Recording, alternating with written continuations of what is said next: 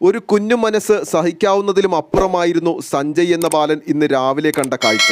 പെരിയാറിൽ മത്സ്യങ്ങൾ ചത്തുപൊങ്ങിയതറിന് ഇന്ന് രാവിലെ വീടിന് സമീപത്തെ ഏലൂർ ഡിപ്പോ കടവിൽ സഞ്ജയ് എന്ന ബാലനെത്തിയത് ഏറെ വേദനയോടെയാണ്. സ്കൂൾ അവധിയായതിനാൽ എന്നും രാവിലെ വന്ന് മീൻ പിടിക്കാറുള്ള സഞ്ജയ്ക്ക് ഇന്ന് രാവിലത്തെ കാഴ്ച കണ്ടിട്ട് സഹിക്കാവുന്നതിലും അപ്പുറമായിരുന്നു. എനിക്ക് ഭയങ്കര വിഷമം വന്നു. എന്താണ് വിഷമം വരാൻ കാരണം?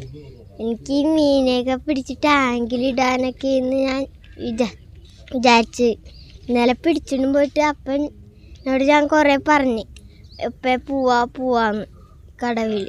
എന്നിട്ട് അപ്പൻ ഇന്നലെ ഉറങ്ങിപ്പോയി.